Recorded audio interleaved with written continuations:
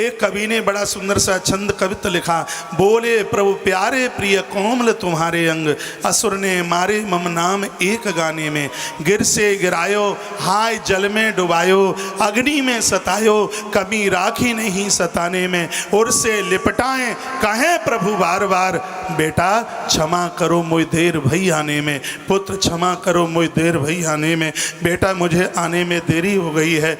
और प्रहलाद को भगवान ऐसा बोले, प्रहलाद की आंख में आंसू आ गए। प्रभु ने प्रहलाद को छाती से लगा लिया, कहा पुत्र तुझे मेरा भय नहीं लगता। प्रहलाद ने रो रो करके कहा, प्रभु मुझे आपसे भय लगेगा, जो दुलार कभी माता लक्ष्मी को ना मिला हो वो आज आपका स्नेह मुझे मिला है। भगवान टूटी फूटी बाणी है, मुझसे तो कुछ आता नहीं है। ब्रह्मा दया सुरगणा मुनियुत सिद्धा सत्पई कतान मते उपचसाम प्रभाव ही, नारादितम पुरगुड़ई रधुना पे पुरम किम तोष्टमरति शमे हर रुग्र जाते। विधाता ब्रह्मा देवराज इंद्र सनत कुमार भी आपकी स्तुति सदैव गाते रहते हैं, वो भी आपका पार नहीं पा सकते। वेद की ऋचाएँ आपको नेति नेति कह करके शांत हो जाती हैं, वो भी आज तक तुम्हारे मर्म को कोई भी समझ नहीं पाया। भगवान मैं आपको क्या समझूं, आप मैं तो बस इतना सा जानता हूँ, तोष्ट मरहते समहरु रुग्र जाते। मैं तो बस इतना जानता हूँ कि वो गजेंद्र कुछ पढ़ा लिखा नहीं था, वो एक बिल्कुल पशु के रूप में था। भगवान ना उसके पास पौरुष था, ना मुझे लगता है कि उसके पास में बुद्धि थी।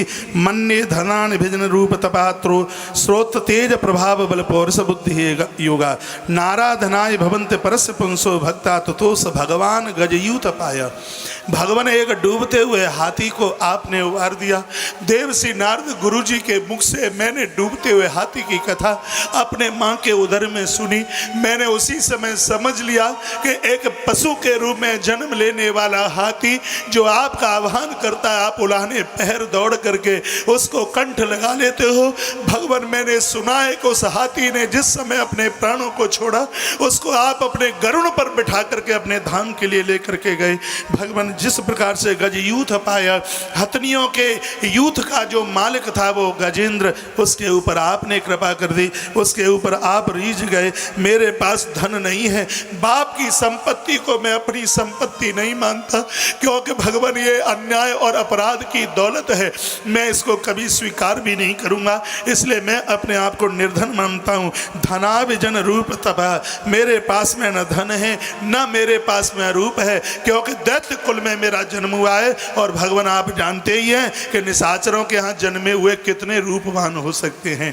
प्रहलाद कहते हैं ना मेरे पास धन है, ना मेरे पास रूप है, ना मेरे पास में भजन है, ना मेरे पास में तप है, ना मेरे पास में श्रुतियों का ज्ञान है, ना मेरे पास में तेज है, न बल है, न बुद्धि है। भगवान मैं तो बिल्कुल अनाथ हूँ, लेकिन आज अनाथ को हे प्रभु आपने सनाथ कर दिया है। आपके चरणों में मेरा पूरा कुनबा पड़ा रहे, आपके ऋण से कभी उर्ण नहीं हो सकता।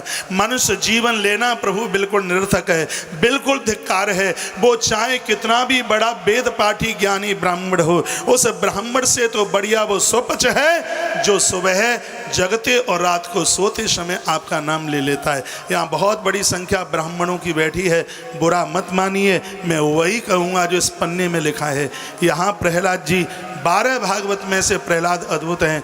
प्रहलाद कहते हैं कि ब्राह्मण के घर में जन्म लेने वाला व्यक्ति कभी भी संध्या कर्म नहीं करता, गायत्री नहीं जपता और जनेऊ नहीं पहनता।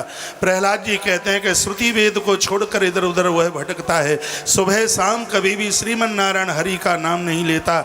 उस ब्राह्मण से वो स्वपच बहुत ज़्यादा बढ़िया है जो सुबह जागते हुए और रात्रि को सोते समय भगवान के नाम का उच्चारण करता है। श्रीमद् भागवत जी के 7वें स्कंद के 9 नंबर के अध्याय में 10 नंबर के श्लोक में प्रहलाद जी ने ये बात कही। कहते हैं विप्राद विश्वगुणित्वा द्रविंद नाभात पादार बिंद विमुखा सुपचे वरिष्ठम मन्ये तदप्रतम मनोवचनो हिताता प्राणम पुनाथ सकुलम न तो भूरिमान। कहा व्यक्ति सर्व ब्रह्म कुल में जन्म लेकर के बड़ा न बने, ब्राह्मण के घर में जन्म लेता हुआ अपनी वाणी से वो जगत का कल्याण करे, उसकी वाणी पवित्र हो, उसकी जिह्वा पावन हो। भगवान मैं जानता हूँ ब्राह्मण के मुँह से, अग्नि के मुँह से, गौ माता के मुख से, गरीब के मुख से आप भोजन करते हैं। हे परमात्मा मैं यह भी जानता हूँ आप शास्त्रार्थियों के नहीं हैं, आप योगियों के नहीं हैं, आप उनके हैं जो भजनानंदी हैं, जिनके पास दुर्गुण नहीं है किसी भी प्रकार का। आज ये समझ में आ गया है, आज आपने मेरे लिए मेरे ऊपर कृपा करी है। सुखदेव स्वामी रो पड़े। सुखदेव स्वामी ने कहा परीक्षित, जिस समय तुमने मुझे ये बात कही थी कि भगवान पक्षपाती है, परमात्मा देवताओं का सहारा देते हैं और वो दैत्यों का हनन करते हैं, वो वज्र, तेरी बात परीक्षित मेरे लिए वज्र जैसी मुझे घायल कर गई। ये सुन लो परीक्षित, परमात्मा पक्षपाती नहीं है। यदि दैत्यों को भी यहाँ कोई प्रहलाद जैसा जन्म लेता है तो परमात्मा उसके लिए मोटे मोटे आंसुओं से रोते हैं। ये अद्भुत कथा। प्रहलाद विप्राद विषगुणिताद्रविंदनाभा पादारविंद विमुखा सुभचम वरिष्ठम। यहाँ ऊंची जाति वाले द्विजातीय लोग बैठे हैं। द्विजातीय उनको कहते हैं जिनका जनेऊ हुआ है।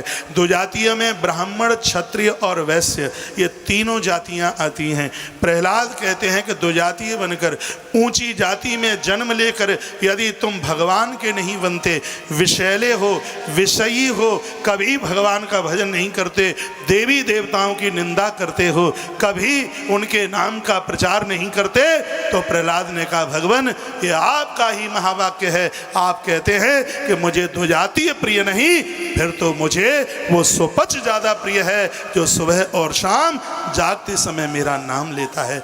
यहाँ जितने भी भक्तजन बैठे हैं मैं निवेदन करना चाहूँगा, पूरी दुनिया की संपदा मेरे और आपके पास में हो, पूरे जगत का खजाना हमारे पास हो, यदि जीवन में भगवान नहीं है, परमात्मा नहीं है, तो जीवन का कभी उद्धार कल्याण नहीं हो सकता। रावण के बराबर संपत्ति किसी के पास नहीं होगी, रावण के बराबर कुनवा किसी के पास में नहीं होगा, रावण से बड़ी आयु भी शायद किसके पास में होगी, लेकिन उसको भी भगवान की आवश्यकता पड़ी। तो मुझे और आपको ईश्वर की जरूरत क्यों नहीं है। 4 श्लोक एक श्वास में प्रहलाद ने बोले और 4 श्लोकों का एक चौपाई में जवाब गोस्वामी तुलसीदास जी ने दिया। प्रहलाद कहते हैं कि शरीर की वास्तविकता यही है, इस शरीर का देह धर्म यही है कि दुनिया के कार्यों को करने से पूर्व भगवान उस जीव को भगवदीय कार्य करना चाहिए। गोस्वामी जी ने अपनी चौपाई में उसको पलटा, कहा देह धरे कर यह फल भाई, भजिय राम सब काम ब्याही। ये 4 श्लोक एक चौपाई के ऊपर उतरते हैं। गोस्वामी जी ने कहा मनुष्य शरीर धारण करने का यही फल है, जगत कार्य को करने से पहले व्यक्ति को भगवदीय कार्य करना चाहिए। भगवदीय कार्य क्या है? माला पकड़ लेना ये भगवदीय कार्य नहीं है। भगवदीय कार्य वह है हमारे होते हुए कोई उजड़ना नहीं चाहिए।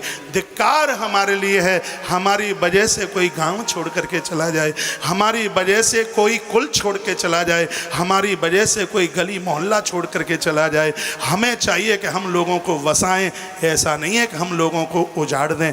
उस गांव को बहुत अच्छा माना गया है जिस गांव में छोटी जाति के लोग रहते हैं, छोटी जाति के लोग आराम से रह रहे हैं, तो इसका मतलब है कि बड़ी जाति के लोग बहुत अच्छे हैं, वो बहुत संस्कारी हैं, वो किसी के ऊपर उसके सम्मान का हनन नहीं करते। जहाँ बड़ी जाति के लोग अच्छे होंगे, बड़ी जाति के लोग विनम्र होंगे, छोटी जाति के लोग उसी गांव में बस पाते हैं। और इस भागवत में प्रहलाद जी के माध्यम से वर्णन किया है कि जिस गांव, नगर और मोहल्ले में छोटे लोगों को कंठ से लगाया जाता है, परमात्मा उस गांव का रक्षक बन करके खड़ा रहता है। ईश्वर उस गांव को छोड़ के नहीं जाता। इस पन्ने में प्रहलाद जी ने ये बात करी है, ये बात हमारे लिए कही गई, ये बात आपके लिए कही गई। प्रहलाद कहते हैं कि मानवीय जीवन की सार्थकता भगवान इसी में ही है कि वो भगवती आराधना करे, नहीं तो विमुखा स्वपचम वरिष्ठम, नहीं तो भले ही उसका जन्म ब्राह्मण के घर में हुआ है, उससे ज़्यादा श्रेष्ठ वह स्वपच हो जाएगा जो भगवान के लिए और अच्छे कर्मों के लिए अपनी जिंदगी जीता है।